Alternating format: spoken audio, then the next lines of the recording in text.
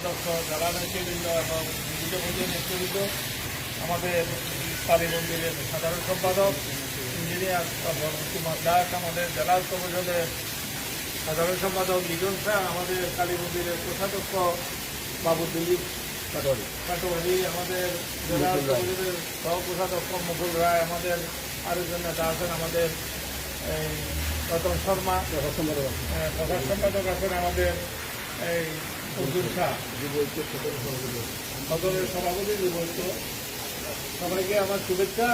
আসলে বক্তব্য এখন আমাদের আরেকটা মিটিং আমি এই জন্য বলছিলাম আপনাদের সাথে কিছু আসলে সময় নিয়ে কথা বলা দরকার। এই জন্য দরকার আমরা যে হিন্দু বৌদ্ধ খ্রিস্টান ঐক্য পরিষদ বলি, আমরা কাজ থাকি, আমরা কাজ হচ্ছে আমাদের হিন্দুদের উপরে যত অত্যাচার বা আমাদের বিভিন্ন দাবি দাওয়া নিয়ে আমরা কথা বলা থাকি। আমরা কিন্তু এটা কোনো সাম্প্রদায়িক সংগঠন নয়, আমরা শুধু আমাদের দাবিগুলি নিয়ে কথা বলি।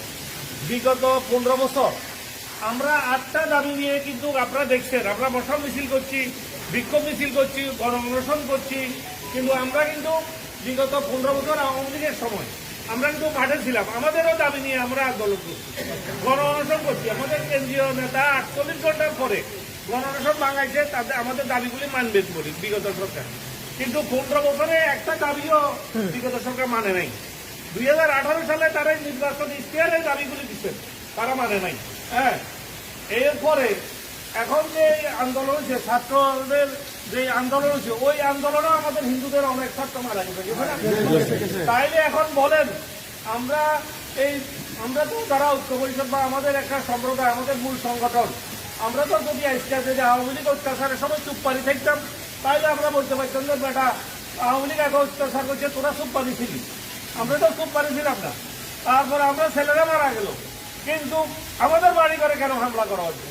52টা ডিস্ট্রিক্টে বাংলাদেশে কিছুই আমরা দেখতেছেন পত্রিকায়, টেলিভিশনে, মানে 31টা মানে এটা যেভাবে ঘটনা নারকীয় ঘটনা ঘটছে, মানে মামনের অত্যাচার বা যেভাবে কারা করছে এটা। আরেকটা হচ্ছে আমাদের আরেকটা কথা আমরা করে বলতে চাই, প্রতিবার যে ক্ষমতা বদলের সময় আমাদের খালি হিন্দুদের উপর অত্যাচার কেন হয়, এটাই আমাদের কাছে আমার প্রশ্ন।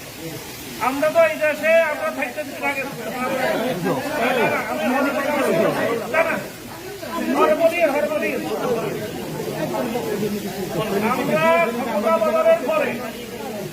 ক্ষমতা বদলের পরে প্রতিবার ক্ষমতা বদলের পরে কেন আমাদের উপর অত্যাচার হবে? আমরা তো এই দেশের নাগরিক, আমরা তো এই দেশে থাকতে চাই, আমরা দেশে থাকবো, কিন্তু আমরা যাইতাম না। যেভাবে অত্যাচার করক আমরা আছি, হ্যাঁ, আমরা এই দেশ ছেড়ে যাবো না, এই দেশ আমাদের, আমরা এখানে থাকবো। কিন্তু আমরা আপনাদের কাছে প্রশ্ন রাখতে চাই, আমরা যে বিগত 15 বছর আন্দোলন করছি আওয়ামী লীগের বিরুদ্ধে, আমরা তো মাঠে ছিলাম এবং আমাদের 8টা দাবি নিয়ে আমরা মাঠে ছিলাম। এরপরে যে ছাত্র আন্দোলনে আমাদের ছাত্ররা মারা গেল, তাইলে যদি আমাদের এখন সারা বাংলাদেশের 52টা ডিস্ট্রিক্টে নারকীয় ঘটনা ঘটলো, এটা কি কারণে ঘটলো? আমাদের ফেরিতে আমরা বিএনপি এবং জামাত ইসলাম আপনাদের যেই অত সচেতনতার কারণে আমরা এখানে বড় ঘটনা ঘটে নাই। হ্যাঁ, কিন্তু এইটার জন্য আমরা সকল নেতৃবৃন্দকে আমরা ধন্যবাদ জানাই।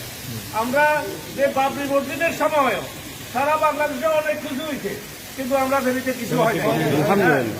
এখন ব্যাপার হচ্ছে আমি ভালো থাকলে তো হবে না, আমার সব আত্মীয় স্বজন ভালো থাকতে হবে, আমার কমিউনিটি ভালো থাকতে হবে।